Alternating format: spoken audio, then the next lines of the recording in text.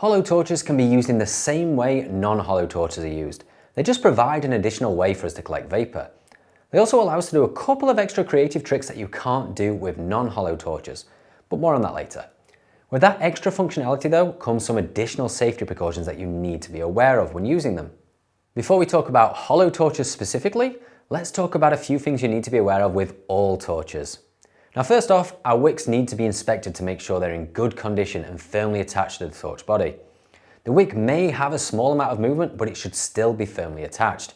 If you can't pull the wick off with reasonable force, it's very unlikely to come off during practice or performance. The wick itself will wear away due to exposure to heat during prolonged use, or even excessive friction from dropping them on hard abrasive surfaces like concrete. If your wicks are starting to fray at the edges, it's time for new wicks, or torches. My wicks typically last me around 12 to 18 months, and by the time they're spent, I'm usually ready for a fresh pair of torches anyway. Now let's talk about the body of the torch. As the wick burns, the metal body is going to get progressively hotter.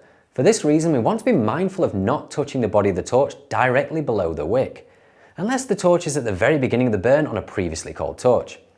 However, torches that have already been recently burned are going to retain some of that heat, so be mindful of this, especially during tricks like hand extinguishers. We also need to be aware of how we position our torches when they're not in motion or being used. Pointing the wick down lower than the opposite end of the torch is going to see the body of the torch heat up much faster over time. If you find the body of your torch getting a bit too warm, just take a look at how you're holding it when at rest. Quality of torches can vary between manufacturer. Make sure that any torches you buy do not have exposed metal fasteners on the wicks. Also, check for metal edges to make sure they've been smoothed off to stop yourself getting cut by poorly finished props. Also, check the materials they're made of. Torch bodies should be made from metal.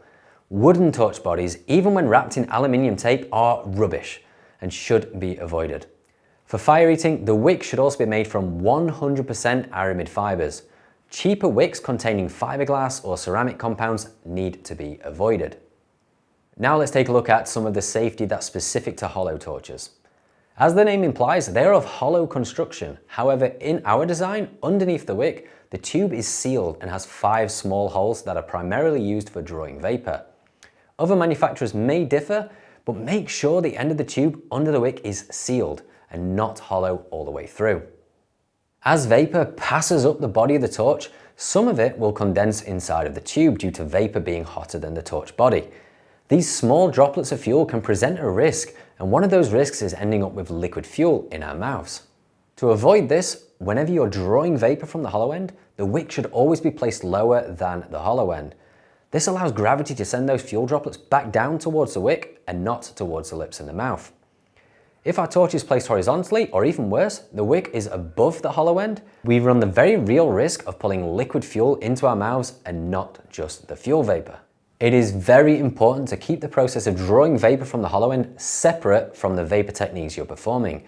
If you blur those lines, you may find your wick pointing above the hollow end, risking fuel ending up on your lips or in your mouth right before you perform your technique. So remember, if that hollow end is in your mouth and you're drawing vapor, tilt that torch slightly down until you finish drawing vapor and the torch has been removed from your mouth. Just like drawing vapor from the wick of a non-hollow torch, we need to be aware of our timing. You'll be able to do a hollow draw during the middle and end stages of a burn. Doing this too early though will likely result in failure, or at least a very weak amount of vapor. This is because early in the burn, the wick and the fuel on the torch is cooler and therefore less evaporative.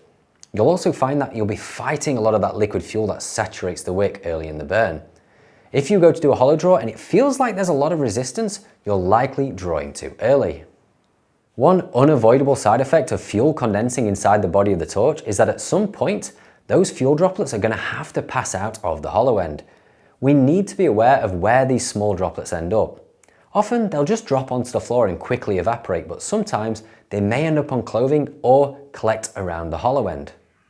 If you go to do a hollow draw and the metal feels cool and wet, the chances are there's a small amount of fuel collecting around the hollow end of the torch. If this happens, you can continue to draw vapor, but once finished, close your lips, give them a quick wipe with the back of your hand. This will remove and spread out any liquid fuel and allow it to evaporate almost instantly. If you're not comfortable with this, you can always abandon the technique entirely. Now, it may come as a surprise, but I actually prefer to see students and performers collecting vapor directly from the wick. I feel that it allows much more sneaky sequencing, and that makes what's coming next less obvious to an audience.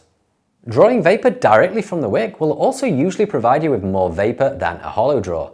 If I want to collect a large amount of vapor, I will typically opt for a dead wick draw or sometimes a live wick pull rather than a hollow draw. Hollow torches just provide an easier and often safer additional way to draw vapor. With all that being said, there are a few techniques that can only be done with a hollow torch. Techniques like forced extinguishers, ghosts, back burners, and shoot the tip are all impossible with a standard non-hollow torch. We can even perform more advanced techniques by intentionally using the condensed fuel inside the torch body, like this.